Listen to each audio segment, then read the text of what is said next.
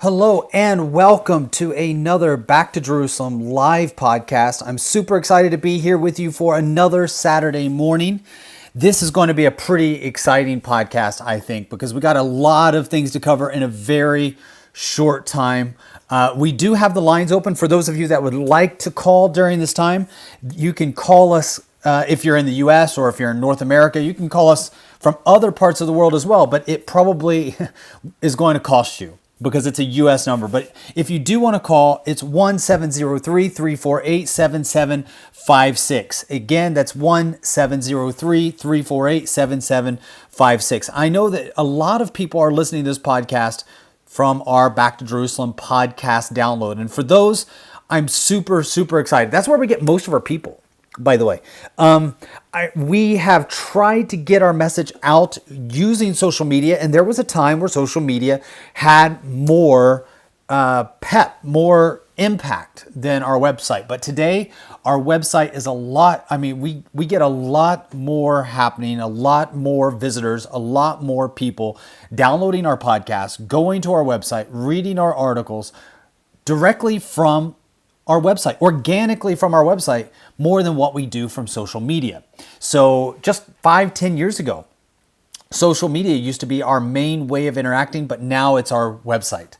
And I don't know why. I just think that people are more comfortable with going to backtojerusalem.com than waiting for an update on social media, in which they may never get, just because of the algorithms that are set up on most social media platforms. But for those of you that are downloading this podcast and listening to it at a time when it's not live, we want to thank you. We want to welcome you. We're super excited about you downloading this podcast from our podcast portion of our website. But for those of you that are listening to us live, for those of you that have been joining us on Saturday mornings, U.S. time, 10 a.m. every Saturday morning, at least during this COVID time, we are super excited and very, very thankful. And we probably will change the timing for this in the next couple of weeks. And at the end of this month, I plan to be back in China. We'll be doing this podcast from China. I hope to continue doing it live, but it will have to change just because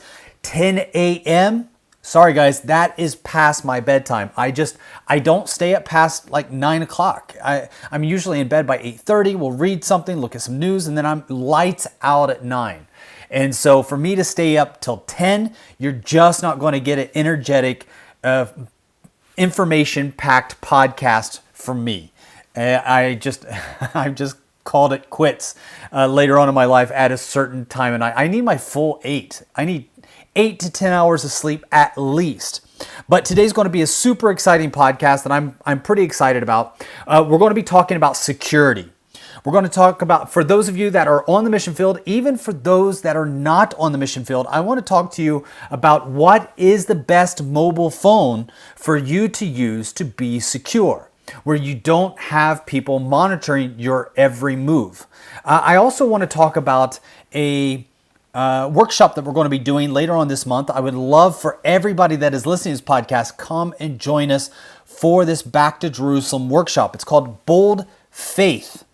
It's going to have Brother Yun sharing with you live. So what we're doing is something a little unique, where because we've had to cancel all of the tours in North America for 2020, right? We decided let's do a Btj workshop. And a Btj workshop is not the same as watching online live. So it's not just a live broadcast. It is a live feed interaction. So we got different areas that are hosting these meetings around the world. So we have in the United States, several of them, Brazil, Canada, UK, where people come together and in one location, one church, and one home group, and they are doing a Skype conference together with Brother Yun. We've never done that before. A live Skype conference with Brother Yun, where he can see you, you can see him. He's going to be sharing. You can ask questions. He'll be answering those questions directly. Most of these venues are going to be pretty small, anywhere from 20 people to 200 people. So it's not going to be very big just because of social distancing, right? So we want as many people to join us as possible. And we're looking for a way that people that are not able to be at those live venues to also be a part of the meetings. They won't be able to be interacting with Brother Yun, but you'll be able to see the meetings live and be able to see, Brother Yun interacting with others and hear some of the questions that others might bring up that you have as well. The other thing that I want to talk about that I believe is big news for this month and next month is why you need Ding Dash now. I really believe that we are going to see a choking point coming from social media in the next coming weeks because of elections in the United States. And Ding Dash is going to be a refuge for refugees. And we want to make that available to everybody so that you can share information that will not be allowed to be shared on open social media platforms that most people use today. And so I'm going to be talking about that. And I'm going to wrap everything up with an article that I put online today. Depends on, you may not see that article online if you're listening to this podcast after downloading it from our Back to Jerusalem podcast website. But if you are listening live, then you can go to our website right now and just look at the article that we put up today. It's a pretty phenomenal article. I've been thinking about writing this article for a while. I resisted it. Hang on. We got our first call coming in. I know exactly who this is.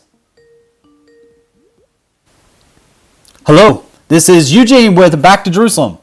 Is this Will? Yes, it is. Hey, brother. Good to hear your voice. Good to hear from you. How are things going? Well, so far they're going very well. Things have slowed down a little bit with the tours being canceled and things like that, but with the new workshop, that's picking back up again. So it's going well. Good. I'm glad that you called. This is a pretty busy podcast just because I'm going to be talking about security and telling people, when people ask me, what do you recommend as far as security for phones? Would you recommend that I get an iPhone or an Android phone or what system? I'm going to be sharing that information. I recommend no phone. No phone's the best way to go. That is the best way for security, but probably not the best way for traveling as a missionary and going into other countries. This is very true. Yeah, you kind of need that communication. I mean, I don't even know how we survived without them in the past.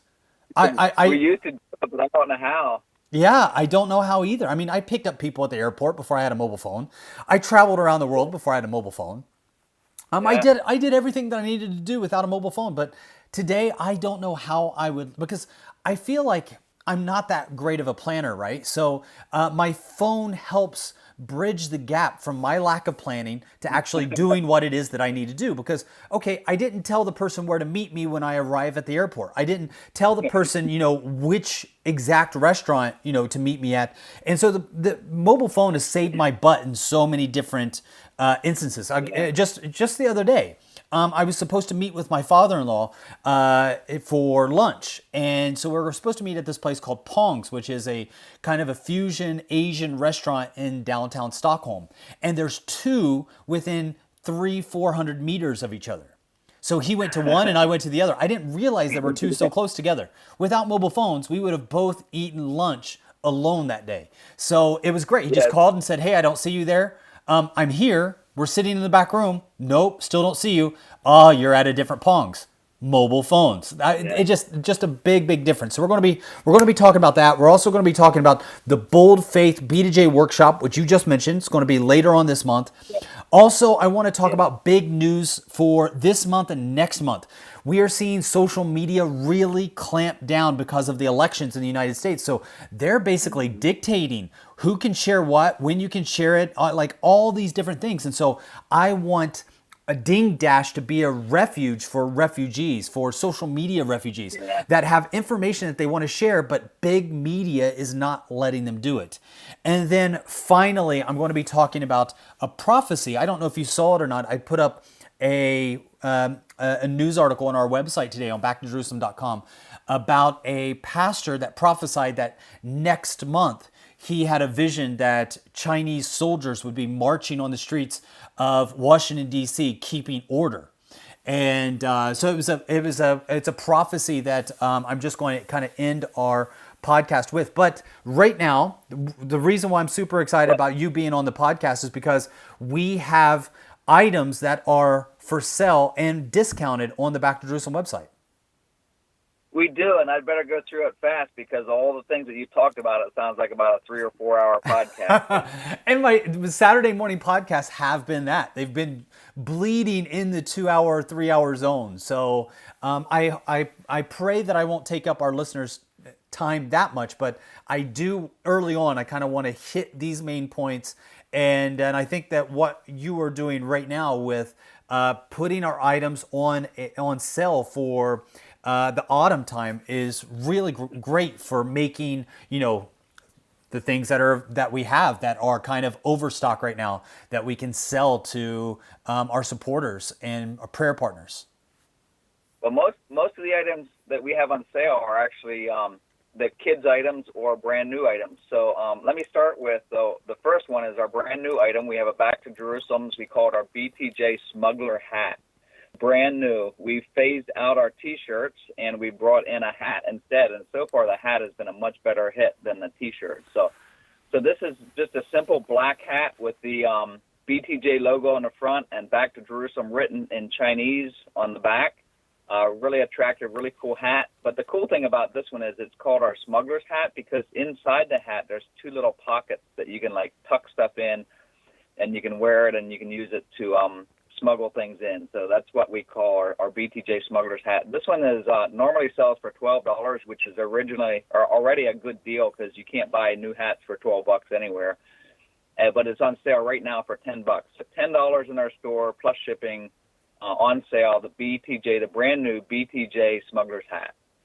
And what I want to also share about the Smuggler's Hat is that it is a work in progress. So if you buy the Smuggler's Hat and you have new ideas about where to put secret pockets, send us your ideas because we have a new strategic partner in Vietnam that is helping us make these hats, and he'll make them at our specification whenever, however we want. I'm going to be traveling into Vietnam, and you are welcome to join us. You can join us if you go to Back to Jerusalem. You can actually write to our travel coordinator. Her name's Belinda, and Belinda helps put together our prayer trips. And every year, Back to Jerusalem has prayer trips to go to different countries. We would love for you to come and join us to Vietnam because in Vietnam, and I'm going to be talking about this especially as it relates to security of mobile phones. Everybody is moving over to Vietnam and leaving China because China has screwed the pooch when it comes to security. Everybody has seen that China's lacing all these electronics with monitoring devices to be able to find out who you're talking to, where you're going, what you're buying. Like all this information is being leaked because China is lacing devices with little monitoring devices that they've made up that allows the government to get tons of information on you. And I'm going to talk about how that is important directly to you as a Christian in the future. But so many companies have moved over to Vietnam, and I've helped them. I've worked with them. We've got some great Christian partners right in downtown Ho Chi Minh. We're going to take Back to Jerusalem prayer partners with us, introduce them to these factory owners, and share with them how we are making new devices today that will impact the gospel for tomorrow in different regions of the world. In one of those areas, we are making the Back to Jerusalem Smuggler's Hat. And this Smuggler's Hat, like Will said, you can put in different devices into the hat, or it's got secret pockets so you can have money, cards. I mean, let's say that you're going to go out for a morning run or go to the gym. You may not be wanting to carry your wallet. You may only want to carry like a gym membership card, a credit card, maybe a few dollars in cash or something of that nature. You just put it in your Back to Jerusalem Smuggler's Hat. You don't need to be carrying that on your body at all. Mm-hmm. That's right. And if someone holds you up, they're not going to think to look inside your hat for your money and your that is true. Driver's license. That is true. Yeah, that's so far it's been a hot hit. They've been selling pretty decently, so we're really excited about that product. So, the second one I want to talk about that we have on sale is one that we've actually had for quite a while. It's called our Baby Fufu. This is our handmade in Iraq, a little stuffed bear to remind kids to pray for the Chinese missionaries and for the people in Iraq. And it's also one of our characters in our children's books, which we'll get to in just a little bit. And the cool thing about this Baby Fufu is, like I just mentioned, it is handmade in Iraq by Iraqi refugee women. And so this dates back to whenever ISIS came in and invaded Iraq and, people were fleeing. And we saw a big need for people who couldn't find employment, and a need for money just to support their families and feed their children. And so instead of just going in and throwing money at people, we started this project to get women in refugee villages to start crocheting and making these bears. And they're being paid by the piece for them, which turned out to be an amazing project for them because they're working very studiously. So they're turning them out quite a few a day, and they're making pretty decent money by making these bears. So it's supporting them, it's supporting their family, and it's also a great reminder, a great tool to give to your kids so that they can remember to pray for the Back to Jerusalem missionaries and for the refugees in Iraq. The really exciting and cool thing about this is there's 2 different villages that we were in to get women to make these, and all the women from the one village who are working on this project have turned to Christ and have, through this project, have given their lives to Christ. So this is something that you can use. The proceeds from all of our products go to help support missions. So get yourself a tool, support women in Iraq, and teach your kids to pray for missions and support missions by doing so. I love these baby foo-foo bears just because you can't walk into Walmart. You're not going to stroll into Target and pick one of these bears up. These are all homemade, handmade by women that were victims of ISIS. And so these have... No two are the same. No 2 are the same. It's obvious they're handmade when you get 2 of them and set them beside each other and look at them. Not a factory-made product. It's a handmade product. Not a factory-made product. And when we say handmade, sometimes that can seem really cheesy, right? One of the things that I can tell you, if you feel that a lot of mission items that are for sale are cheesy, I agree with you. I mean, some of the products out there for missions just make me want to vomit. Not because the idea behind them. I get it. The idea behind them is awesome, but the truth is that if I buy it, it sucks so bad that it's almost more charity for me to buy your product than to just give you money and not have to take garbage home. But I think that these baby foo-foo bears are something valuable in the way that they're really cool. They're very well made. The quality control on these is excellent. We had an amazing sister who went into Iraq a couple years ago when ISIS first went in, and we had all of these refugees spilling over, and even the sex slaves. And this was a project that was targeted to help the sex slaves so that they could have an independent source of income without having to go back into a lifestyle where they had nothing more than their bodies to sell in order to survive. And what we did was we started working together with them with this special lady that we were working together with. Her name was Paige. Paige went in and taught these ladies that were living in these refugee camps how to make these bears. And then we supplied the materials and paid them per bear. And they began to make these beautiful, really amazing panda bears, which relate to baby Fufu or Fufu the panda bear in our children's book series. And when I saw them for the very first time, I was like, this is a high quality product. This isn't some sort of please buy this because it's for a good cause. This is something that people would buy even on a shelf somewhere because they're just really good quality. They're really cool to look at. It's a great quality product. And a shout out to Paige for that, because I've seen some of the ones that she pulled out and didn't send to us as she was training and teaching the women, because some of them look very unique, but she spent a lot of time and a lot of effort training and teaching and showing the women how to make them so that we do have the quality product we have today. So shout out to Paige for that. Yes, and I mean, and this has kept going even after she left, and now we have an amazing person there that has continued bringing these on. What's the number of bears that we now have just at the U.S. office? Kind of just off the top of your head. My goodness, I don't know. Several thousand of them we have now that are sitting there. So okay, and guys that are listening to this podcast know that these prayer bears are in overstock, and our overstock is your blessing, because what we want to do is move these. Now, usually we wouldn't be in a place of overstock. We would move these out in large numbers during our Back to Jerusalem tours, which we do in the spring and the fall every year. But both of those tours were canceled. And it's during those tours where we're able to move thousands of these type of products. And oftentimes we give them away for free. I say oftentimes, every time. We kidnap your kids before they get into the sanctuary of the church where we're preaching at. We give them a bear, and then we make you feel guilty about them getting something for free from a mission organization, and you come up back and give a donation for the bear. But what we tell every kid that comes back to get a bear, of course, I was being facetious during that first part, but every child that comes back and gets a bear, we tell them, this bear is not for free. If you take one of these bears, you are making a commitment to pray for the persecuted Christians around the world. And so many of these kids, I mean, American kids have toys at their fingertips all around them all the time. But these bears obviously are something special because kids just really want them.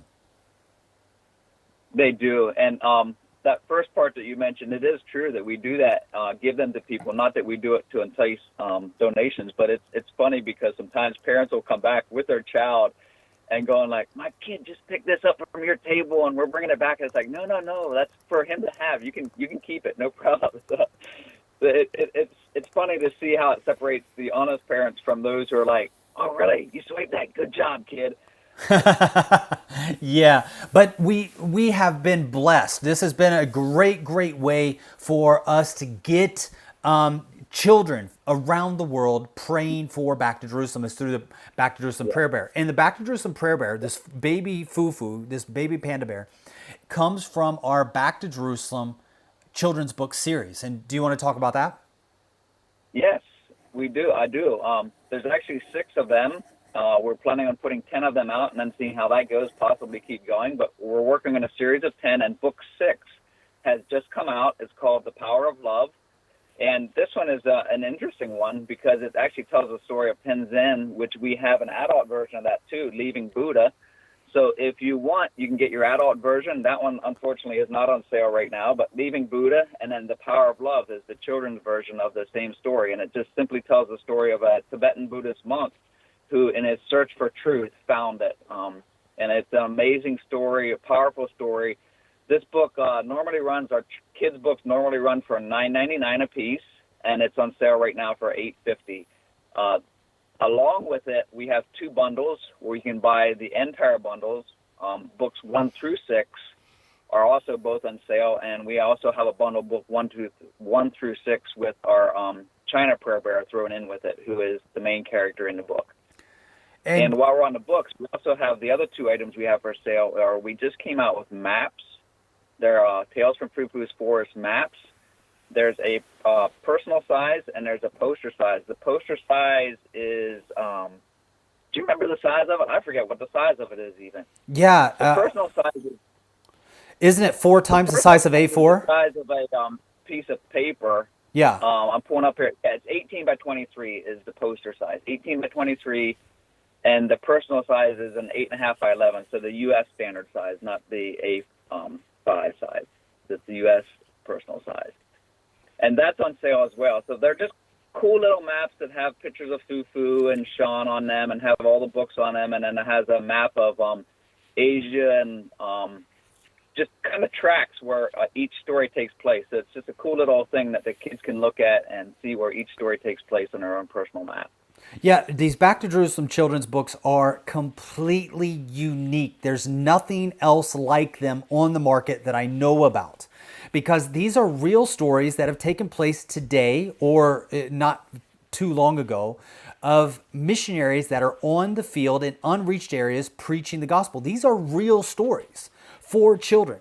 So these stories... They're stories, but they're not the ones that we've normally heard of. They're not the, like you said, they're not from way long ago, Adoniram Judson and all these guys that we already know those stories. These are brand new stories that nobody's heard of before. Yes, these are stories that we might put into a prayer report, we might put into a newsletter, we might put into a news article on our website, but not everybody's going to see it, and definitely not your children. I mean, you're not going to see too many 5-year-olds logging on to backtojerusalem.com and reading our news articles on a regular basis. If they do, call me. We will send them a free Back to Jerusalem children's book, because that's a stinking awesome kid. But what we wanted to do is to take those stories that we come in contact with on a regular basis and share with children.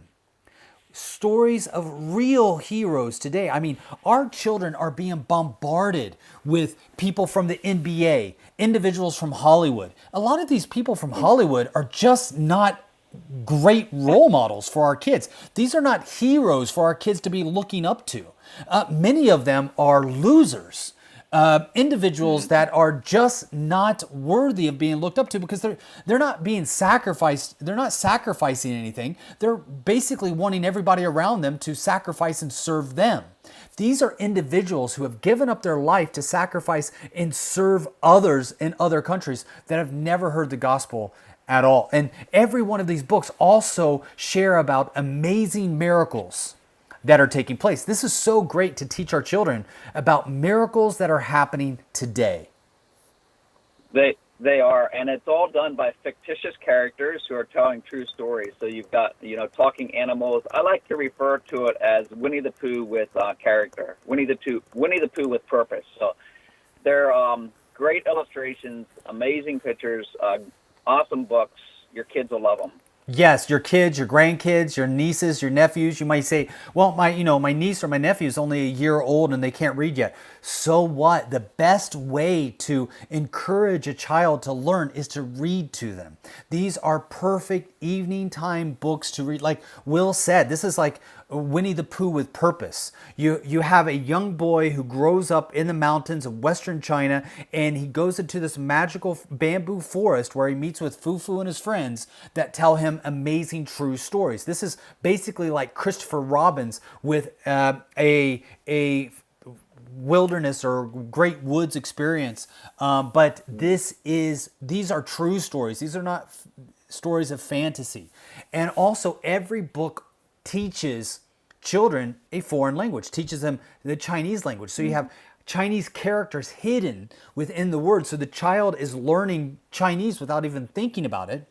And then every book takes place in a different country: Tibet, China, Saudi Arabia, India, different regions around the world. And that's why we have a map. So not only do your children read the books, but then there's a map where they can actually look. This is where I'm at tonight when I'm going to bed, and this is where the story took place. And they get an idea of geography. Let me correct that. Unfortunately, the map does not have the U.S. on it, or Europe, or much other than it has a little bit of like Asia, some of the Middle East. So if you live in that country, you can map where you are and where you're going to. But it doesn't have, Australia and Europe and the Americas and where most of our donors are coming from. Right. So, but you can still track the movement of each book and see what country they're in, relate that with the culture, relate that with the story. Absolutely. And you can throw your map down beside it and see where you are and track it around. Or it's great tool, amazing tool. Yeah, and so this is the Back to Jerusalem Autumn Sale. We would love to move out as many especially the bears, as many as possible, just because we are overstocked on them, and we want to make our overstock your blessing. And so that's why we're putting these on sale right now during the autumn time. If you're thinking about Christmas gifts, these are going to be a great Christmas gift as well. So you can start shopping early and save. They do look a little pricey when you look at them on our website, but it's because, like we mentioned earlier, we pay by the piece for them, plus we have to pay to get them shipped from Iraq to here. But here's the deal. As of all our products, we try not to sell them because of our website. We have to set prices, but if you're in a financial difficult situation and you really want these products, just send me an email, office@backtojerusalem.com, and let me know, and we'll send the products to you for a donation of any amount. This is something that we really want to do for those that say, especially if you are out of a job because of the coronavirus, if you are someone that is retired, if you are a student and you're like, okay, well, I'm a student, so I don't have that kind of money. Call us, talk to us. We want that fellowship. We want you to be a prayer partner. We covet your prayers. We covet your partnership. As we go out to proclaim the gospel in areas where the gospel has never been mentioned, we need as many partners on the ground lobbying missiles, if you will, of prayer, prepping the area prior to the missionaries going there. And it is a great investment for us if we can get these tools into your hand to make you, your family, your children a prayer partner for Back to Jerusalem. That's right. Absolutely. So, hey, brother, it's been great to hear from you. Thanks so much for calling in. Yeah, absolutely. It's been good talking to you again. Bless you, man. Yes, you too. See you. So that was really great it's always great to hear from Will. But now let me jump back into what I was talking about, because when it comes to the mobile phones, all right, people are asking, about the mobile phones.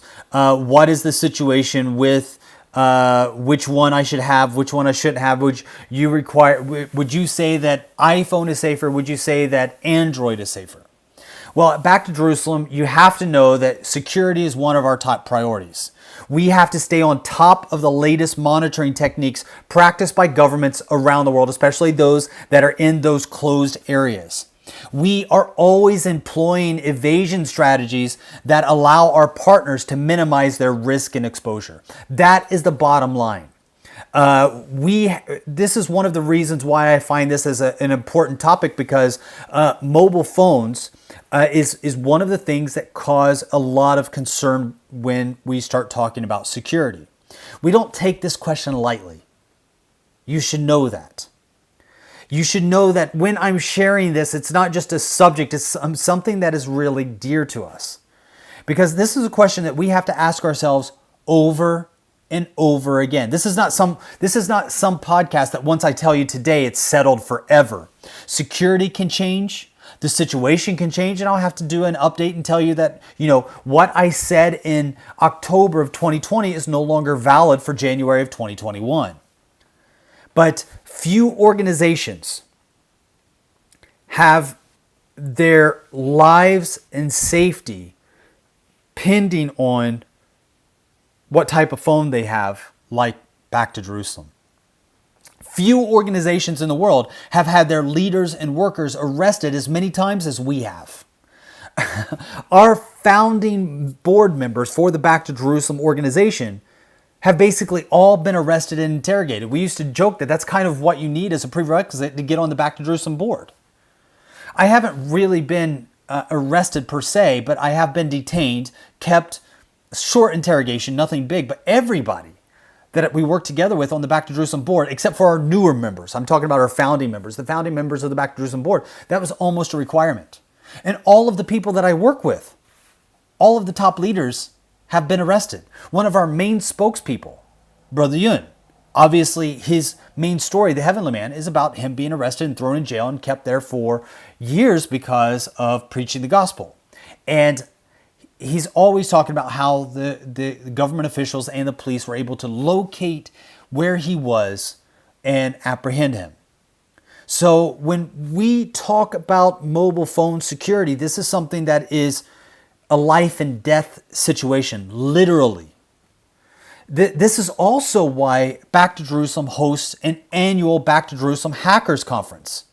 We do this every year.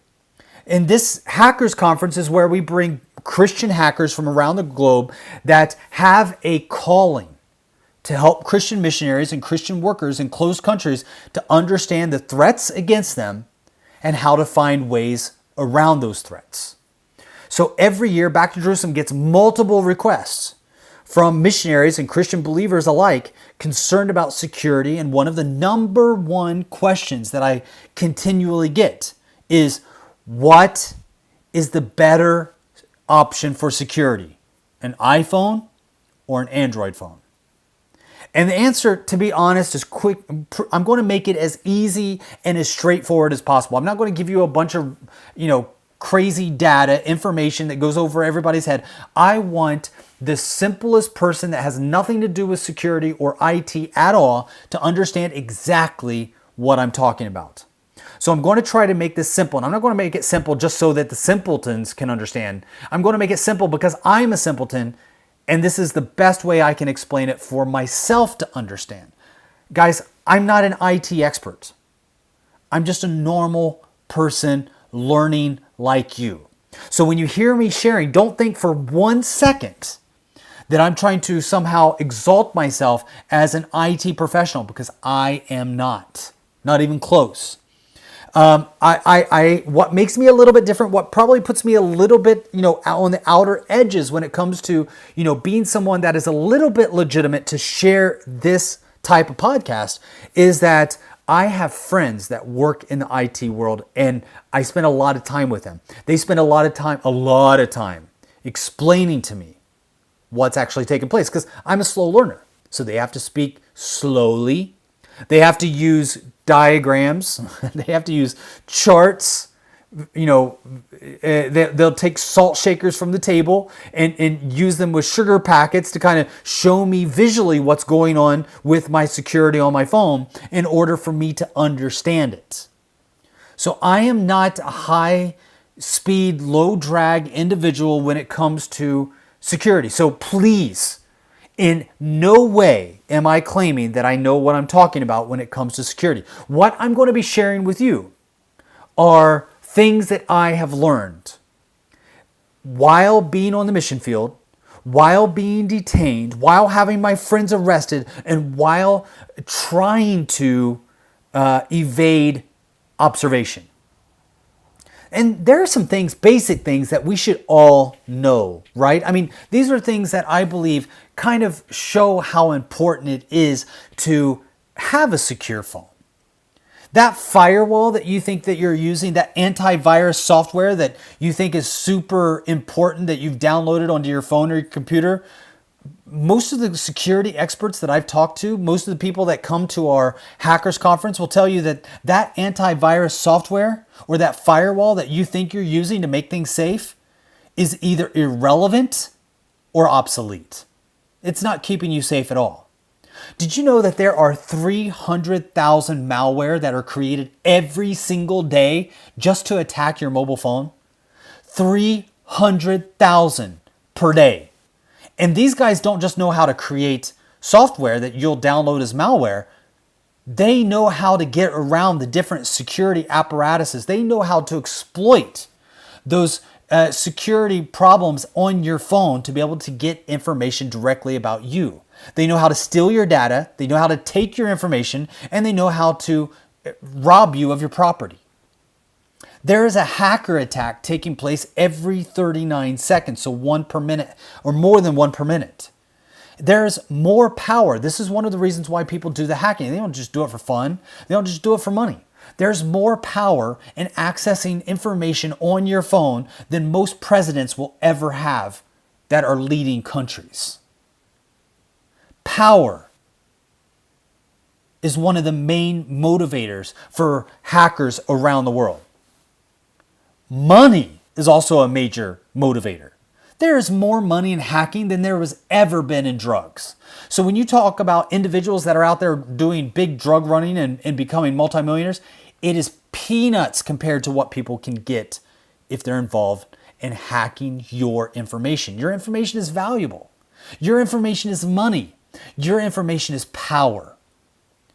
And more people use their mobile phone these days than computers or any other device. Think about your own life. Many of you that are listening to this podcast right now are probably listening to it on a mobile phone. Mobile phones have become an irreplaceable part of our life. I just talked about it with Will. I can't even think about traveling to another country, connecting with other people without having a mobile phone with me. There's only one country that I go to without a mobile phone, and it drives me crazy without having my mobile phone. North Korea. Every time I go into North Korea, I leave my mobile phone at the Chinese border. And the Chinese border usually has little boxes that you can rent for the time that you're inside North Korea. So I don't take my mobile phone inside of North Korea.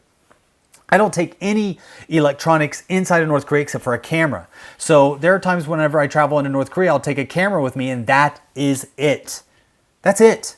Guys, I'm so bored by the time I leave North Korea, I want to pull my eyeballs out with a spoon. I absolutely hate, there's nothing to do. I don't bring anything to read because everything is so picked up, and I don't want to ruin anybody else's trip by bringing something that I want to read, something that I want to study, and then get all of our visas canceled because I brought something that was super offensive to the North Korean regime. So I don't bring anything. So when you get there, you only have 24-hour propaganda on the TV. There's only so many hours that I spend praying. A lot of times I just sit, kind of in dark rooms by myself, twiddling my thumbs with absolutely nothing to do. And it's during those times that I realize how much I actually rely on my mobile phone. And when I get my mobile phone, it's like a crack addict. I'm like slapping veins trying to get that injection as quickly as possible. I can't read my messages fast enough. I can't reply to my messages fast enough. This is something that all of us, I think, can relate to. And I'm not just talking about hackers when it comes to your mobile phone device. So a lot of people, when they think about their mobile phone device, you might be concerned about individuals that are going to rob you of your money. Brothers and sisters that are listening to this podcast right now, I can tell you that hackers that steal your money is probably the least of your concern. When I'm talking about hackers for your mobile phone, I'm talking about dangers that are coming directly from governments, dangers that are coming from companies, hackers having your information and using your information not to steal money from your bank account, but to manipulate your ideas and to even help dictate your thought pattern so that they can change how you feel about certain items and change the way that you engage in society. And you won't even know that you're being manipulated, but you are. You see, on your phone, you have a lot of information that can be used against you that you may not even think about. On your phone, you have your family photos. You have photos of things that make you happy, places that you've been, places that you spend your time, the people that you spend your time with. Anybody that gets access to these photos can tell so much about you because there's a lot of things on your mobile phone photo category or in your photo file that shares a lot of information that you may not even know about. But people can tell whether you're conservative or liberal, whether you're Christian or not, whether you're Chinese or not, whether you are having an affair on your wife or not, whether you are lonely or not. I mean, there's so many things that they can tell using your photos. You have your contact list. In your contact list, you may not even think about it, but people can construct an idea of who you are politically, who you are religiously, who you are financially, whether you're educated or not, just from your contact list, whether you are influential or not, just from your contact list.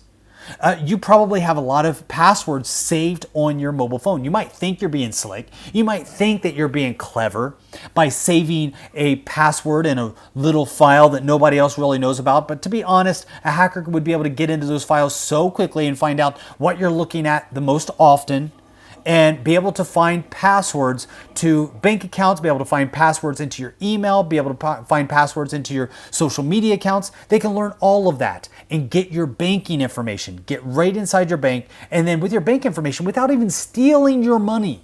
So you might be thinking, oh crap, if they get my banking information, they're going to rob me blind. I'm telling you, they can rob you without even touching your money.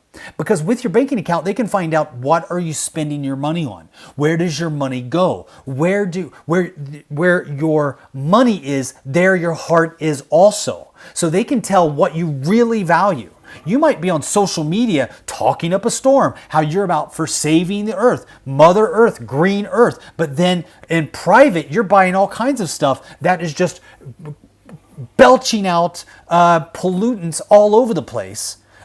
You might talk about how Christian you are, but in private, you have 15 different memberships to 30 different porn sites. So a person can tell a lot of information about your activity from your online banking without even touching a penny. And you may not think that there's any value in that, but that's because you don't think the way that someone that is criminally motivated does. There's all these people that are like, well, you can monitor everything I do. I don't have anything to hide. That is so stupid. It's not about whether you're doing anything wrong or not. It's about when people have information on you, they can take that information and manipulate it in a way that can be used against you and your family, those you love, and even break down the society in which you live. This is powerful stuff. This is why I want to talk about what is the most secure phone for you to have. Because what information you have in your banking is important. What you buy is important. The news sources that you use is important. What groups you belong to is important. Shopping clubs, air miles, gaming clubs, those things you may think that, oh, those aren't very important. That's because you're not thinking like a criminal. Those things are extremely important. Here's the thing. If I can find out, I was talking about this before on other podcasts. If you weren't with me when I was talking about the China borrowed boats strategy, I'm not going to go back into it because it took me so long to talk about it before. But Chinese PLA, the People's Liberation Army, have what they call a borrowed boats strategy. It's called borrowed boats to go to sea. And what the theory is, what the idea is, what the strategy is that we don't have to buy and build our own boats to go to sea. We can do it far cheaper and more effectively, more efficiently by borrowing other people's boats. What that means is instead of building up a big industry based on communism and trying to get you into the communist boat, what the Chinese do is they find out what boat you are already in, and then they commandeer that boat and lead you into communism. What I mean by that is that instead of building up this big company that brings you on and sells you on the idea of communism, and if you're a hardcore capitalist, you might, they know that you would be, pushing it off right away. But then instead of doing that, instead of being rejected, instead of spending all that money to go to waste, what the Chinese PLA with their borrowed boat strategy does is they go out and they buy Ritz-Carlton. They go out and they buy Volvo. They go out and they buy GE. They go out and they buy AM Theaters. And then with those companies that you trust, Volvo, with those movies that you go and watch at AM Theaters, with the hotel stays that you have at the Ritz-Carlton, if you've ever stayed at the Ritz-Carlton. I haven't, but maybe you have. What they do is then they use these companies, these brands that you trust. They buy them without you knowing about it. They keep the branding because so many years have gone into that branding so that you now trust it. And that with your trust, they have your seal of approval. And with your seal of approval, now purchasing that borrowed boat, they now use that branding to lead you to communism. They put in little seeds that can be sown into your mind that is positive reinforcement of a strategy that they're trying to sell you. So by being able to identify using your mobile phone what grocery stores you shop at, what clubs do you shop at, what air miles do you have, what groups do you belong to, they could easily see that, okay, this is our target audience. We should be purchasing, Chris miles. We should be purchasing the American Airlines miles. And then we use that to subtly send you updates about good deals that you now have on airlines, to send you great deals about movies that are coming to our theater, to send you great deals about a hotel stay that you can now get for free. And laced in there is information that will lead you towards a communist way of thinking. And you don't even know it. That's the beautiful thing. You think it's your idea. It is superb marketing, and it comes from information that is directly on your phone, and it can be used to manipulate you. It can be used to change your vote. It can be used for you to supply resources, money, customers to a certain, not just company, because that's a market competition, but to ideology, which is completely different. So when when I share about this, that's one of the things that I want to talk about, because you may not realize that the things that you talk about, your political leaning, the clubs that you belong to, the shops that you shop at, the things that you buy, your contact list, your photos, all of this is an absolute gold mine for someone that wants to manipulate you. Maps on your phone. You may not know that your phone basically never sleeps. You ever notice that? You ever notice how when you get a message, your phone lights up? It doesn't just go from off to on. It lights up because it's never off. And so it's giving you an alert while it's on that you have a message that comes through. Your phone is always looking for messages that are coming from nearby communication towers to let you know if anybody is communicating directly with you. And through these communication towers, now you can throw away your phone You can take your phone and completely destroy it. It can be burned up and removed from the face of this earth. But one thing that will never be erased is your phone's identity number with different towers, cell phone towers around the world. And your information is captured on those towers and stored away for years. You can delete everything on your phone, but you will not be able to delete the information on those towers. And you might think, well, yeah, but who cares? What information are those towers going to give? That reminds me of a former U.S. Marine. You know, everybody that listens to this podcast, if you've been listening to it at any amount of time at all, you'll know that I'm a former U.S. Marine, right? And as a former U.S. Marine, I'm kind of into stories about other U.S. Marines, especially as it pertains to ministry. One of the ministries that I've worked with for years, a really good friend of mine, is Joyce Meyer. And we've done Joyce Meyer projects for years in Iran, in North Korea, in China. I just got a message from Heidi Baker yesterday about some Bibles that we're sending to Mozambique. And those Bibles, I believe, are probably being supported by Joyce Meyer because they have Joyce Meyer material in them. And so we're supplying those Bibles, and I'm reminded of this U.S. Marine that used to work for Joyce Meyer. He worked for her for years. He was her top bodyguard. He was a guy by the name of Chris Coleman. And Chris Coleman was the person that arranged all of the security for Joyce Meyer. So when she was not so well known, he became her main security director. And when she became world known, he implemented this multi-million-dollar security apparatus for her to keep her and those that ministered together with her safe. And he has a story. I don't know how many people know about this. I read the book. The book was written by a third party, somebody that was not fans of Joyce Meyer, but they wanted to expose this event that took place with Chris Coleman. Now, Chris was a former U.S. Marine, and he ran a security detail for Joyce Meyer, but here's the problem. He was married with 2 children and having an affair.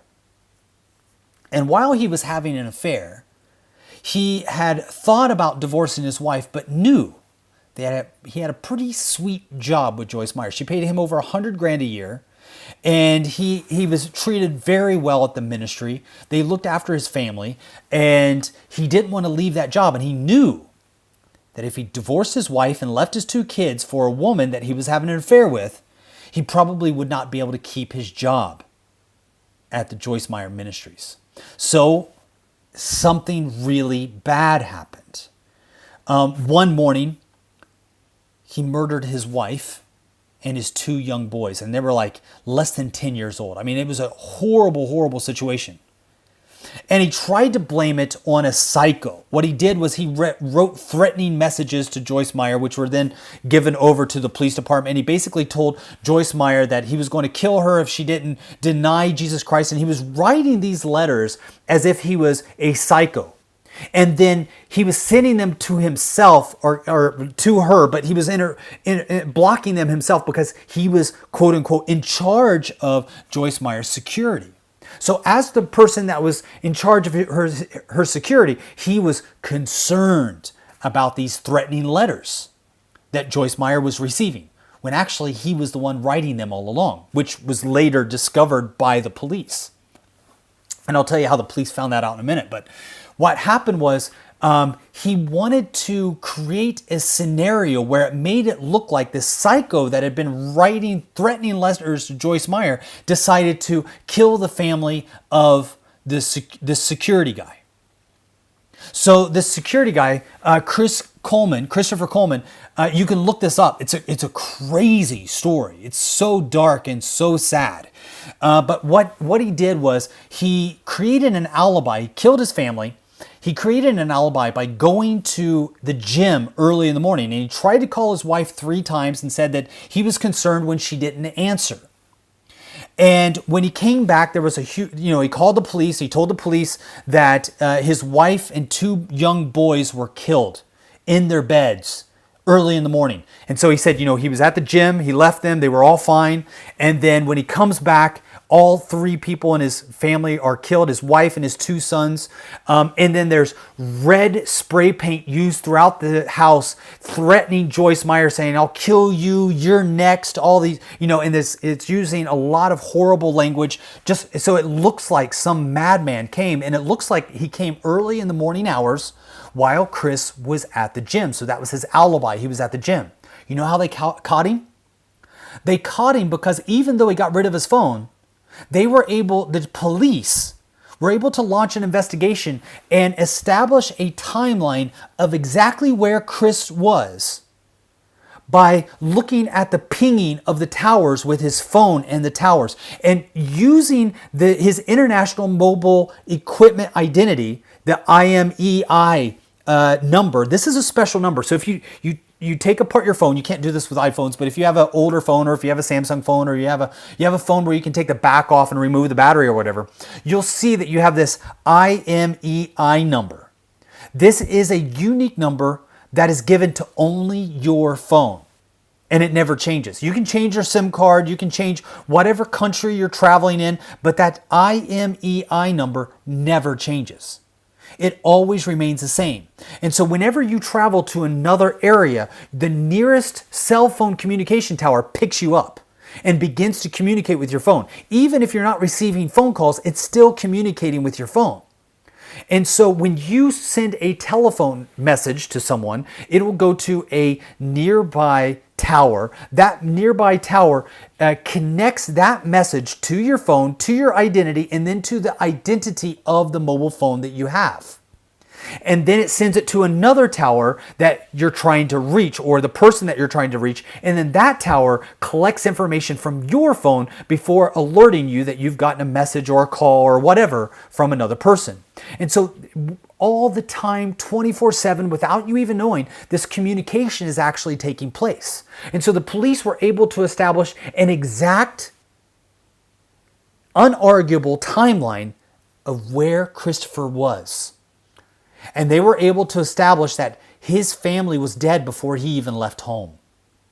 And rigor mortis had already set in by the time he was coming back from the gym.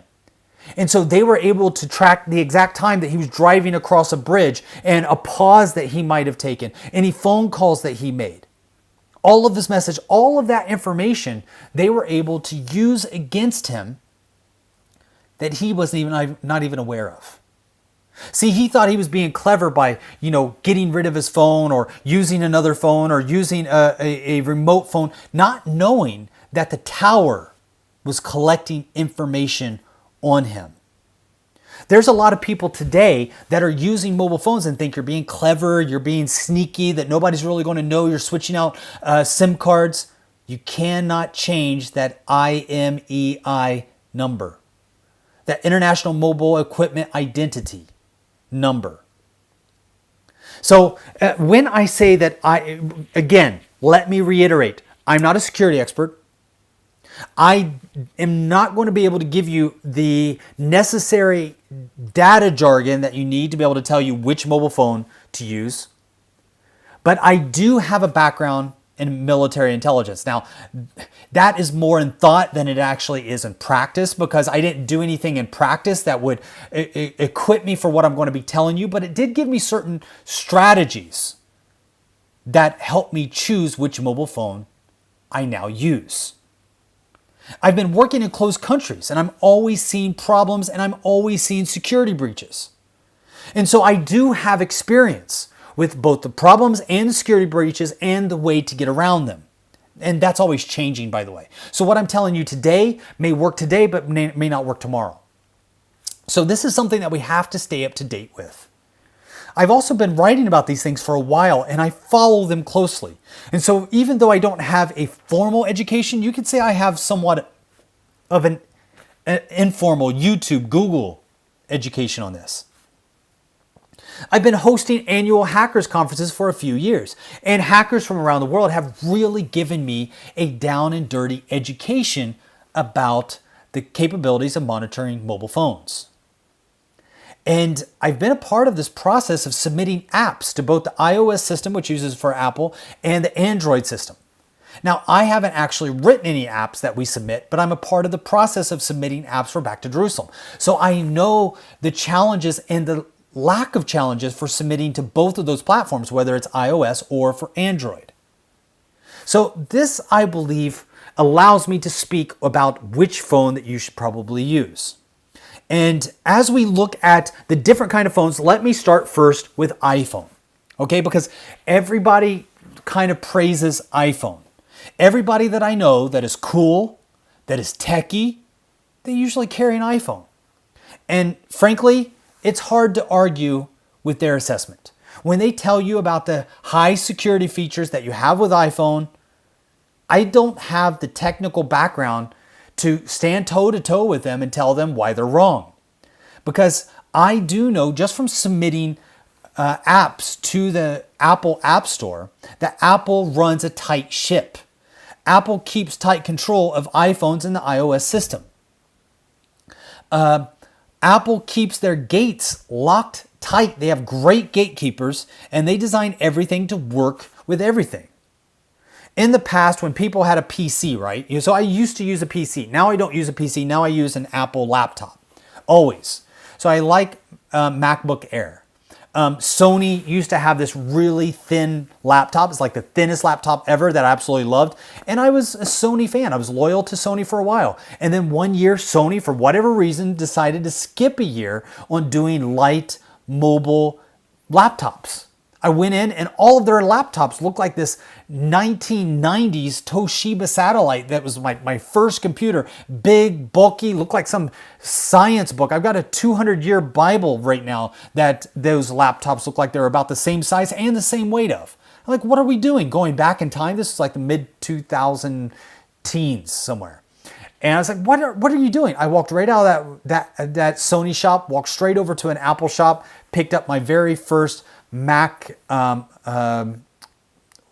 Air. That's what it's called. It's what I'm using right now, MacBook Air. Got a MacBook Air and I've never looked back. Absolutely love it. I open it up, never crashes on me. Never crashes. I've got the same one I've been using for a couple of years. I open it up, it's ready to write. I don't have to wait for booting. I don't have to wait for software updates. I don't have to wait for some security, McAfee, antivirus, nothing. I've never put antivirus anything on my computer. Nothing, ever. And I love it. It's super light. It's super thin. I carry it with me everywhere. Kudos to Apple. And one of the reasons why Apple does what they do is they make everything themselves. They tell everybody else, you know what? We're going to do this all in-house. And if you got an engineer that says, sorry, I can't make this processor work with these dimensions that you're wanting to create for your computer, then basically Apple says you're fired. Get out of our house, and we're going to bring somebody in that can make a processor that will fit in the exact dimensions that we tell them to make it fit. And that's not always been the case. One of the reasons why my Toshiba satellite, one of the reasons why my Sony computer were crap compared to my current MacBook Air is because they were piecemeal. Everything was made in all these different locations by different companies. And the communication didn't always work out. For instance, I had a Sony laptop, right? Sony sold me a laptop, but they didn't make the processor. The processor was usually made by Intel. So you had Intel making the processor. They didn't make the hard drive. Hard drive was made by a company like Fujitsu. They didn't make the motherboard. The motherboard was made by companies like Asus. They didn't make the software. The software was made by Windows.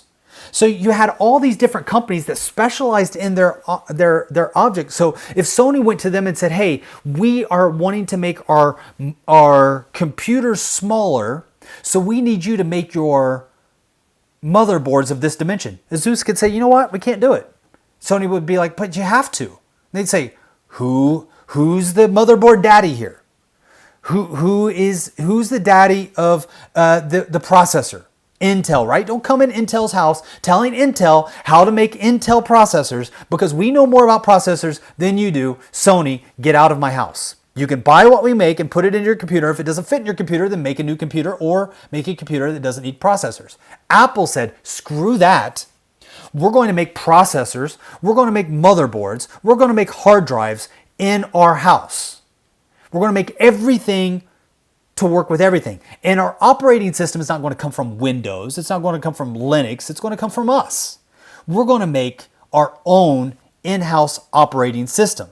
And so Apple started to make everything. And if they don't make it, I just got somebody that says Apple makes everything. Apple makes everything, or they micromanage that making. So if they're not directly involved in the making of it, then they micromanage it. Unlike Sony, Dell, some of these other computer makers that did full-scale outsourcing, buying from companies that make these different products. So Apple came in and said, no, we're not doing that. And that's one of the things that makes Apple super stable, because it's all made together. You're not piecemealing. You're not trying to figure out, how does our processors work with Asus? How does Asus work with Intel? How does Fujitsu work with Sony? How does all of these things fit in with an operating system from Windows?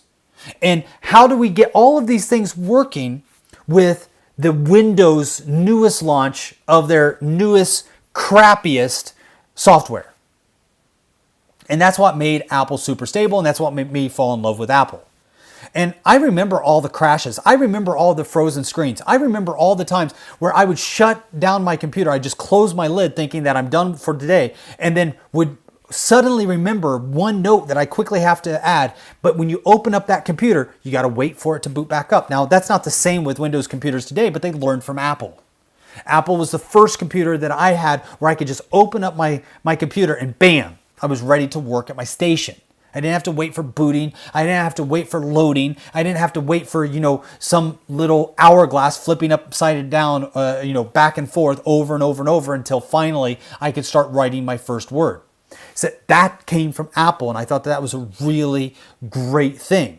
So the independent software and app designers that design apps, when they go into Apple's store, Apple, because when it comes to independent software and app designers, Apple doesn't really, to be honest, Apple doesn't want you to create apps for their store, but they allow you to because they realize that there's a lot of ingenuity out there, and people would not stay with Apple if the only thing that was available for Apple software was Apple software.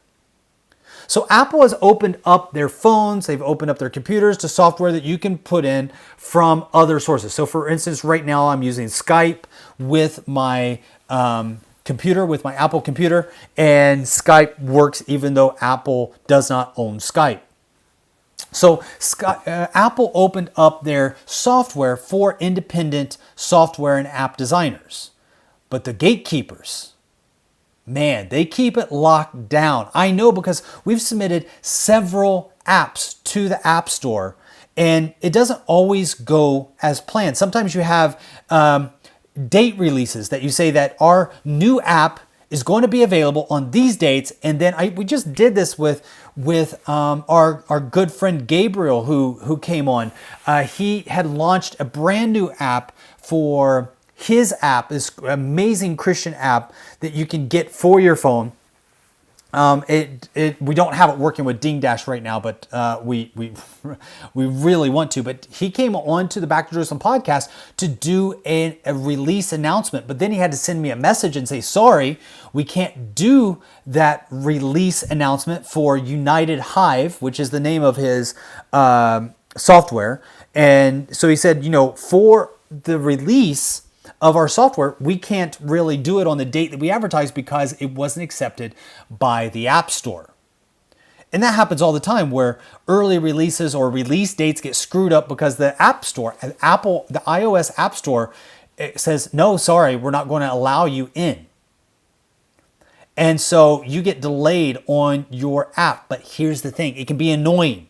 It can seem redundant, and your app can be rejected for the dumbest of reasons, but it really does keep your phone safe. Apple goes through those apps with a fine-tooth comb to make sure that your phone stays safe even while adding those apps.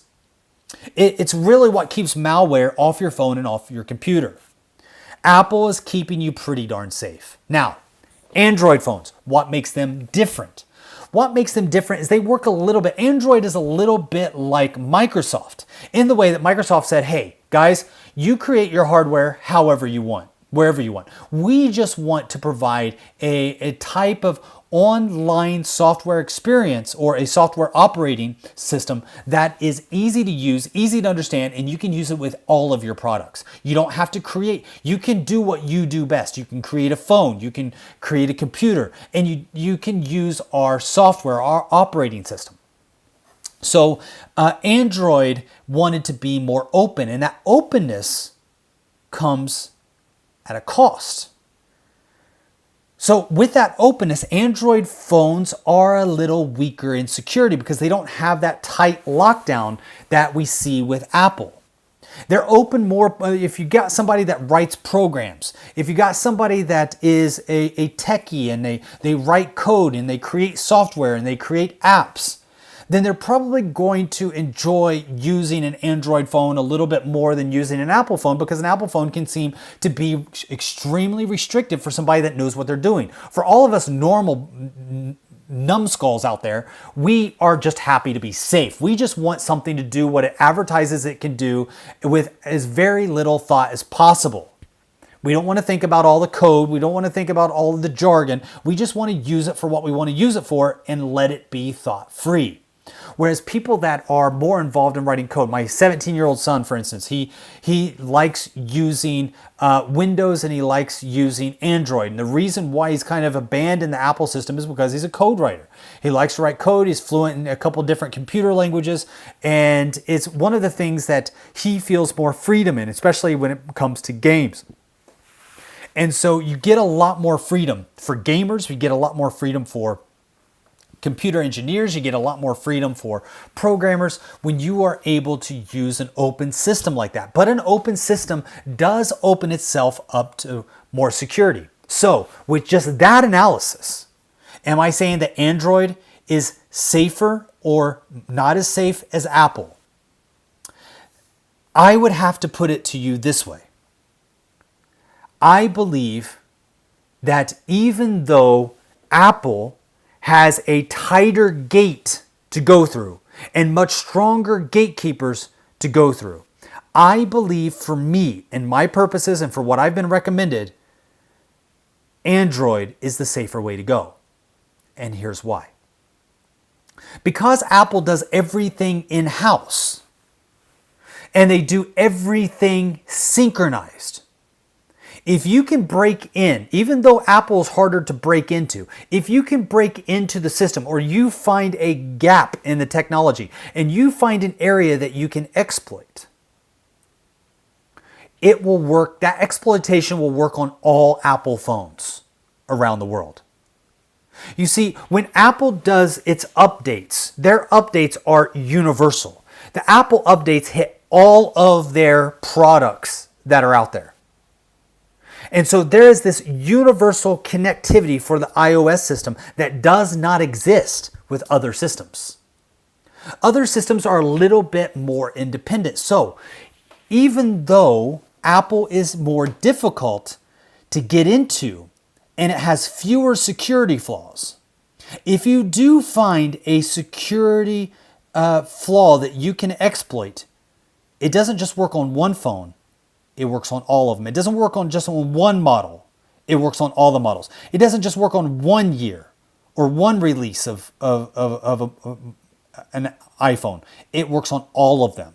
Doesn't matter if it's an original. Doesn't matter if it's an iPhone 10. Doesn't matter if it's a big, small, whatever. You can tell I don't carry an Apple phone, so my wife does. So I'm not that familiar with the iPhone. And the reason why I haven't gone to the iPhone when it comes to my phone is because I've been told this very thing. You see, one of the things that makes the Android system a little better is that if you can break into one Android system, because there's not a universal update system for Android. So if you break into one system, that break that you have depends on the model. It depends on the year. It depends on the Android software that you're using. And you're going to have to create another malware, another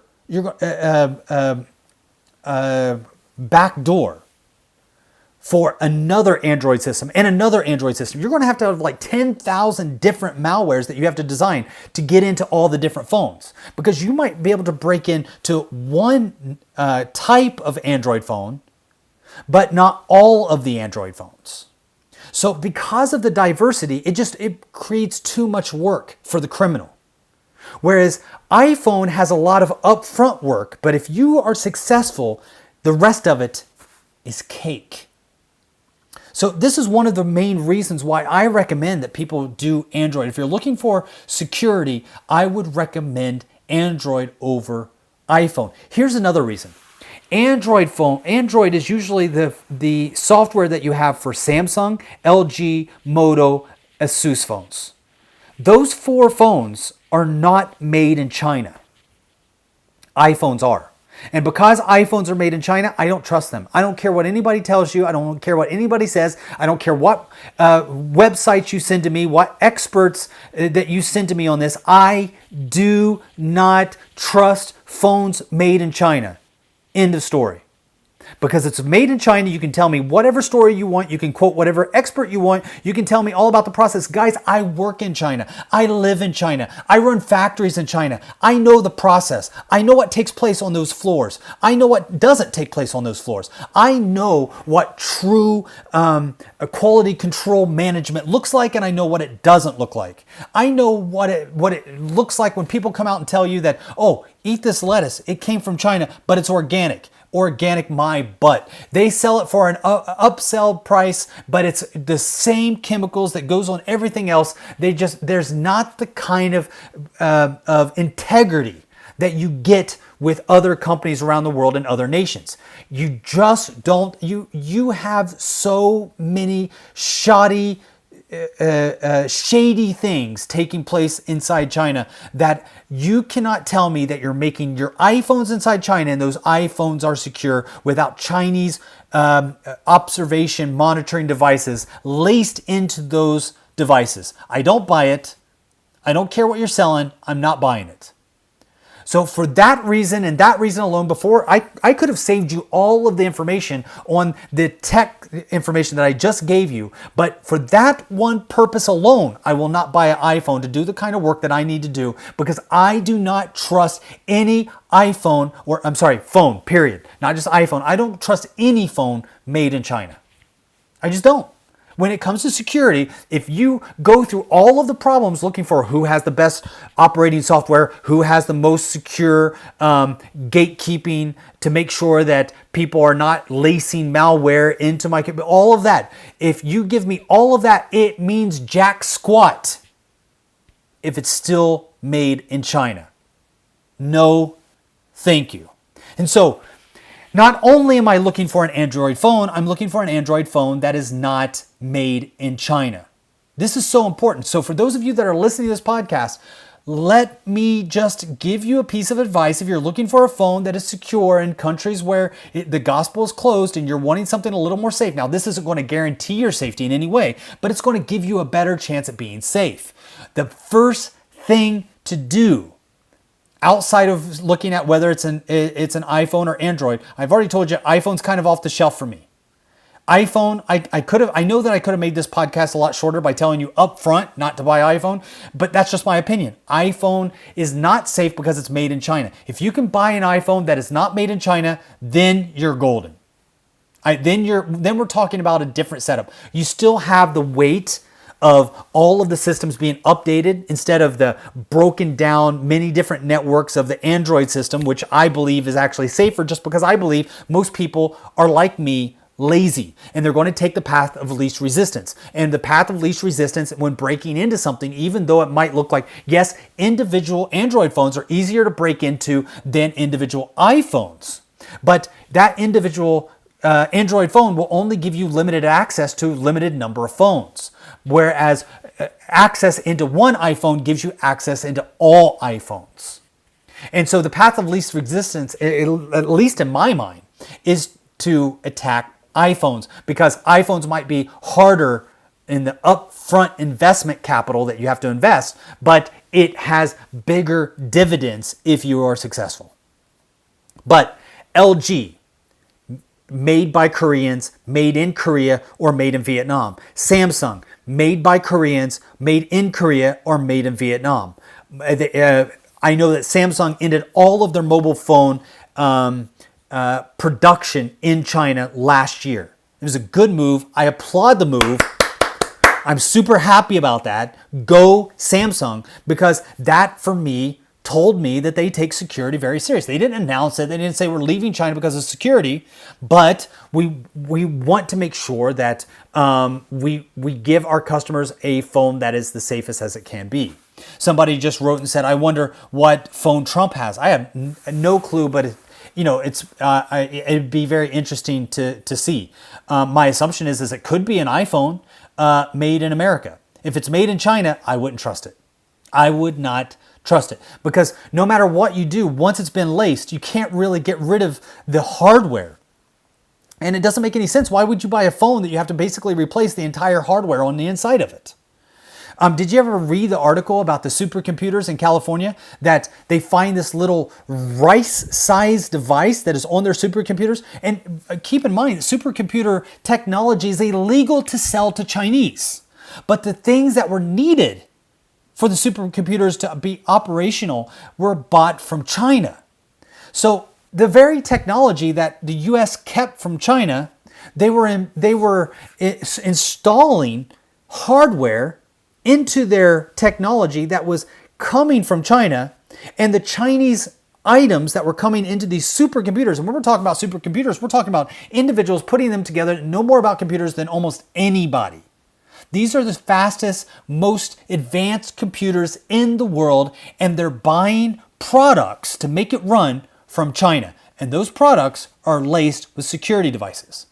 And you can go and see that these things are laced with observation devices, that one of them was about the size of a small piece of rice, and nobody knew what it was. And then they found out China had been monitoring that computer system for the entire amount of time that they had that device in there. That's why I don't trust anything that's made in China when it comes to security. I just don't. So I would Moto is done in India, Asus is done in Taiwan. And these are phones that I would simply highly recommend. Now, that is the part about the phones that I wanted to talk about. But just briefly, let me talk about a couple other things when it comes to security, because this is a big deal. Like I said, it's a big deal for us. When looking at the things that you put on your phone, so let's say that you buy an LG phone, you buy a Samsung phone, which is what I carry. I carry a Samsung. So I have a Samsung 10. It's a couple years old. It's a perfect little phone. Absolutely love it. I dropped it, cracked the screen. So I've been using it with a cracked screen. It's pretty ghetto at the moment, but it's been working perfectly for me. Been a great phone. I'm pretty satisfied. It's made in Korea. Made in Korea, and I'm just super satisfied with it. But once you put on Google, once you put on Facebook, once you put on Twitter, you then come to a different problem when it comes to security. Now, this is something that you need to be aware of, a different kind of security. And there is actually testimony that's taking place before Congress right now that's being demanded by a Congressional Security Committee, and they want Google, Facebook, and Twitter to testify before Congress before the elections in November 3rd to find out about election security. And this is something that I think is really important for us to know. I want to share this with you. I'm going to be doing another podcast at a different time on this. Because guys, what we're seeing right now is freaky. Facebook has plans not to announce the election winner on November 3rd. And not to allow anyone else to announce it either. For quote unquote election security.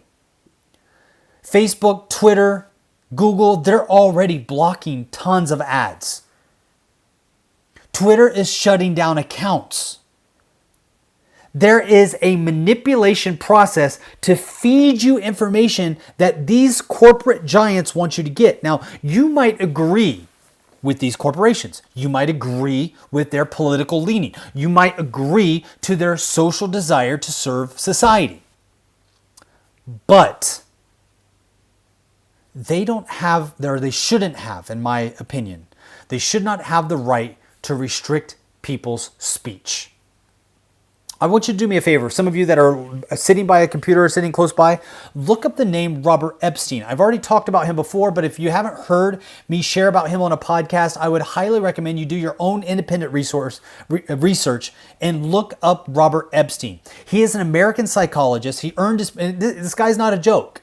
He earned his PhD in psychology at Harvard University. He's the editor-in-chief of Psychology Today. He's a visiting scholar at the University of California, San Diego, UCSD, and he's the founding and director of the Cambridge Center for Behavioral Studies in Concord, Massachusetts. This guy comes with a resume about as long as my leg. About as academically qualified as you can get, an individual that was in charge of the Google operations for the psychological operations at Google, worked for Google up until 2019 when he came before Congress and gave a whistle-blowing testimony that will blow your mind. Didn't hear about it? It's because you weren't supposed to. It's very easy to go on. His testimony is still available. You can still find the videos. I think that they're on YouTube. If they're not on YouTube, there's other websites that are hosting C-SPAN. These are C-SPAN hearings of Robert Epstein testifying before Congress. Robert Epstein voted for Hillary Clinton in 2016. So he's a liberal. He's not a conservative, but what he saw caused him concern because he saw the manipulation of votes. And he says that he believes that with Google's power, Google will be able to manipulate up to 15 million votes for the 2020 election year.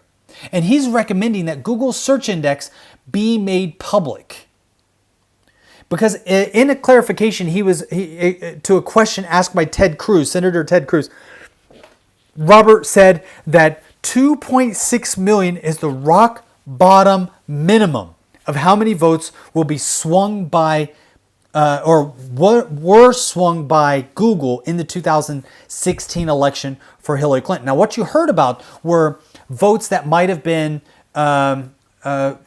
swayed by the Russian government, during the whole Russian investigation. What you didn't hear about is how Google used their power to shift votes for Hillary. According to Robert Epstein, who worked for Google, 2.6 million votes were swung towards Hillary during the 2016 election.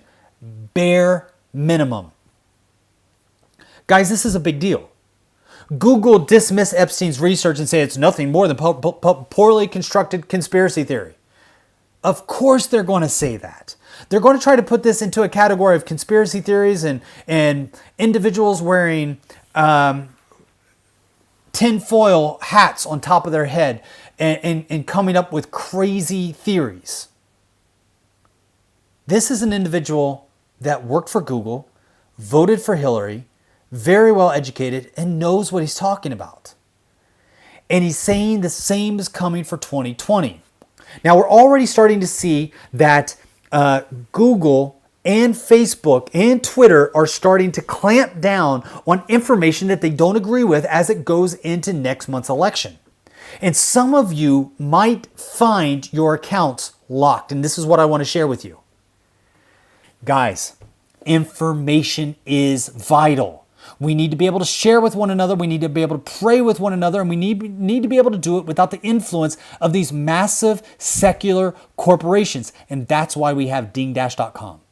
At dingdash.com, what we want to do is provide people from around the world, provide Christians from around the world the ability to connect with one another and share information with one another without being shut down.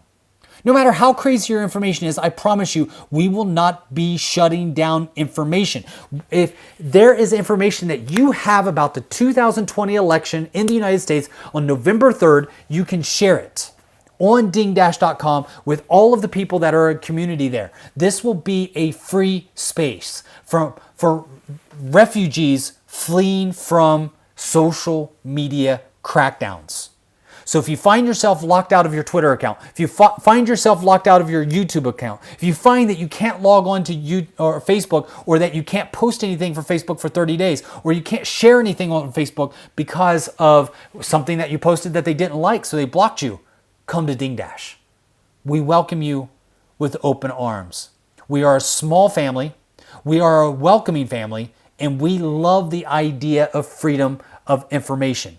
Right now is the time to get Dingdash for your computer or log on. We have already started to experience some attacks, but nothing big, nothing that we were not able to handle. There were some spam bots that came up on Dingdash, but we were able to get rid of them. We got a great team of volunteers that are ready to serve the community of Dingdash.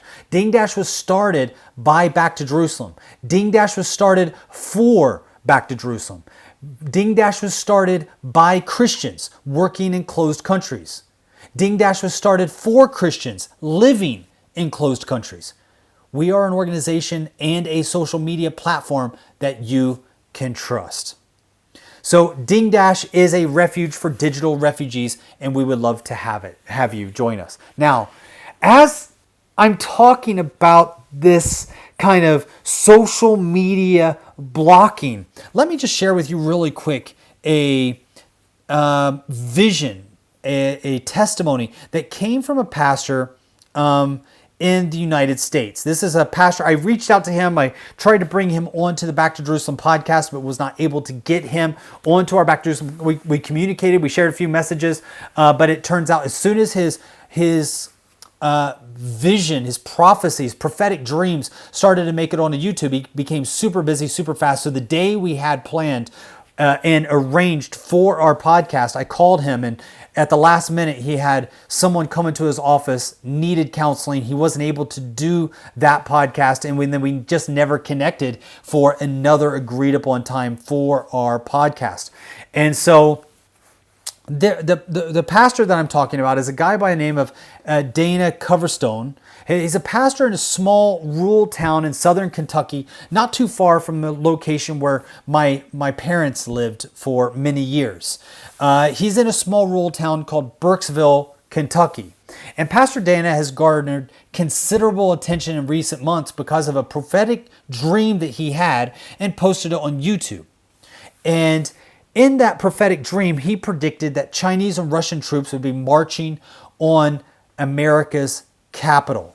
And it's something I want to talk about, I want to address, I want to kind of get it on record. And it's something I want you guys to pray about, especially as it relates to being monitored, especially as it relates to being able to communicate, because if something like this did happen, Dingdash would be a great location for you to go and communicate back and forth with one another. In one of the videos posted by Pastor Dana, he claims very clearly and says, quote, "I'm not a prophet. I don't claim to be a prophet by any means." That's what he said. I do not claim to be a prophet by any means. But he believes that God has given him a series of dreams as a stark warning to Christians this coming November. So what he said was, first of all, let me just start off by saying this. Pastor Dana first had a dream in December, according to his YouTube video. In December of 2019, he saw a calendar where on the calendar, there was flipping through the different months. And I'm not going to get this exactly as he said it, but this is the gist of it. That he had a dream where God showed him a calendar. And on that calendar, he saw the flipping through of months. And when it got to the month of March, March was underlined and a finger tapped on March 3 times, indicating the importance of March. And then it went from March, April, May, June. And then again, it stopped on June. And June was again underlined. And you had this finger that tapped on June again. And in that dream from March to June, Pastor Dana had a dream that he shared in December of 2019 with the staff at his church. And he says that you can contact the staff at his church to verify this. But it says that He said, I saw in my dream that would take place between March and June of 2020. I saw in my dream, I saw protests. I saw people marching. I saw people wearing masks. I saw people lined up at hospitals. I saw violence. And he starts talking about, basically, he paints a picture of what we've seen in the major American cities for the last couple of months. And he says that he shared exactly what would happen in America from March to June with his church. But what's disturbing is he didn't just have a dream about from March to June, but he also had another dream that concerns November. And so Pastor Dana said that in his dream, he again saw, this is kind of part 2 of his dream. He has a 3-part dream, and part 2 of his dream takes place in November. And so he posts the video, I think in June or July, over the summer of this year. He posts about this dream because he didn't post about the first one, and he felt like this one he needs to post about. So he posts about the dream, and he says, in the dream, again, he sees a calendar.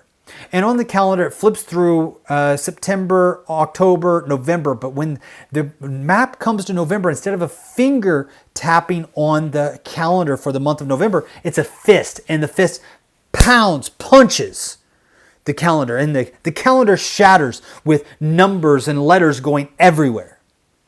And in his dream for November, he said, I saw Washington, D.C. on fire. I saw Washington, D.C. blazing. I saw fires everywhere. I saw people rounded up. I saw Chinese and Russian soldiers on the ground. And Russian soldiers were telling Chinese soldiers to go and pick up these people and round up those people. Secure this quadrant. Secure this area. He said, I saw blue helmets of the UN. I saw military things taking place. I also saw no sign of President Trump.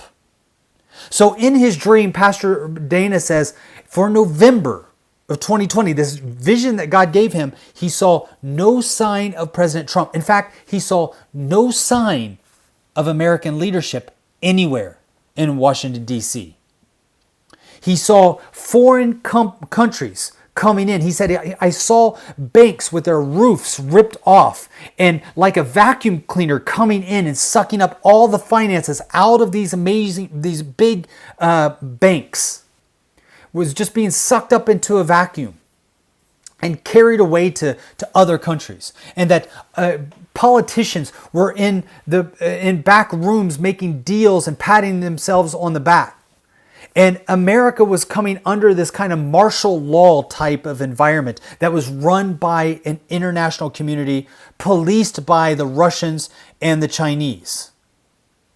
And he said that during this dream, during this vision, he kept getting the words over and over again, brace yourself. Brace yourself. So we really wanted to hear from Pastor Dana after he had this vision and posted it on YouTube. It's got almost 1 million views now. It's like over 900,000 views on YouTube. You can go to our website, backtojerusalem.com, find the history where we have actually written about this, or you can just look up Pastor David on YouTube by typing in his name, Dana Coverstone, Pastor Vision, America 2020, something like that. You'll probably find it on YouTube. Or just go to our website, backtojerusalem.com, and there you'll find an article about Pastor David. Now, is that going to come true? I don't know. Time will tell.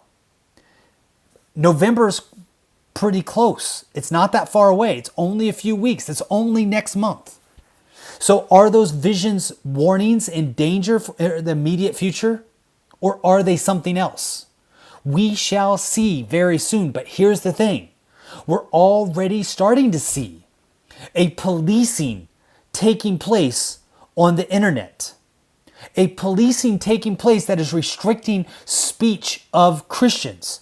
And Dingdash presents an arena where Christians can come together and share vital information that I need, you need, we all need, to be able to pray together, to be as wise as serpents, but as harmless as doves, as the Bible tells us. So if I could, I am asking, begging for you as a Christian to take the precautionary step right now and download dingdash.com software onto your phone so that you can have that, or at least log on to dingdash.com, create an account where you can at least be ready for your account to be blocked or locked down. And when it is, you'll already have an account with dingdash.com, and you can write to us and share with the community and let other people, because other people, if it's happening to you, it's probably going to be happening to others. Now, guys, I don't want to scare anybody. I don't want to freak anybody out. I don't want to cause a panic. I believe in Romans 8:28 that all things work together for good of those that love the Lord. And this too shall pass. And this too was promised. And we know that the tribulation is on its way. We know that the Armageddon is on its way. We know that end times are in the works. We know that this world will not last forever. We know that we have been promised persecution. We know these things because Jesus promised them. And guys, we have to be prepared. We have to be Joseph to take the good times and prepare for the bad times, to take the grain of the good crops and prepare them for the times when the grains are not there due to famine, and still be able to feed the people. We need to be wise with what God has given to us. We need to be able to put the blood of the Lamb on our doors during the time of plague. Dingdash.com will allow us to communicate with one another in an underground type of way with Christians around the world. Maybe Christians in China can be the canary in the coal mine to be able to share information that you don't yet have in America, to prepare you in America for what's coming down range that Christians in China are already going through. Maybe the Christians in Thailand can tell us what's going on before it hits Hong Kong. And Christians in Hong Kong can tell us what's going on before it hits London. And Christians in London can tell us what's taking place before Christians hear about it in Kansas City.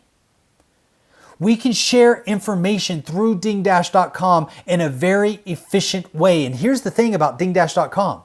We don't have any algorithms saying who gets to say what, who doesn't get to say what. When you have friends, when you post, you get automatic access to all of the people that have chosen to follow you.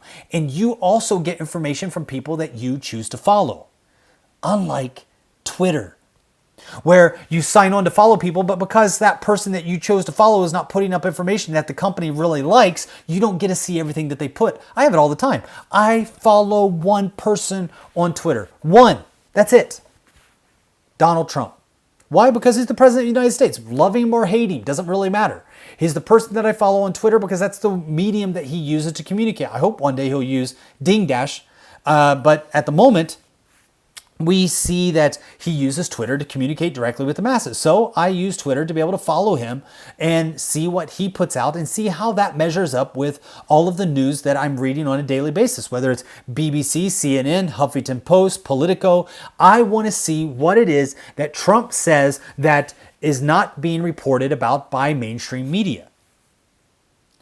And if I follow only one person on Twitter, you would think that when I sign on to Twitter, he would be the person that I see. Nope. I see all kinds of people on Twitter that I've never signed up. How do I know I've never signed up? Because I've only chosen to follow one person. And I find it humorous, fun, and experimental to follow those individuals or to see who Twitter thinks I should listen to. I can go onto my phone right now. I'm going to do it. I'm going to open up my phone right now. Just as a test, go to Twitter. So I'm opening up my phone. You can't see it because this is audio. I could be lying to you, but I'm not. Just take my word for it. I'm opening up Twitter right now to see who they got me following. I'm kind of in the middle. It started playing. So can you hear? Right away, I get hit with an ad. So I got a video ad that came on from IG.com. It's in Swedish, so you probably won't understand what they're saying. But my very top tweet is from IG Sverige, which is, I'm not even sure what IG does. So IG Sverige, which is some company wanting to advertise to me. And so they're suggesting that I follow Brian Simmons, who is a pastor, revivalist, translator, and follows, and it says Back to Jerusalem follows Brian Simmons and recommends that I should follow as well.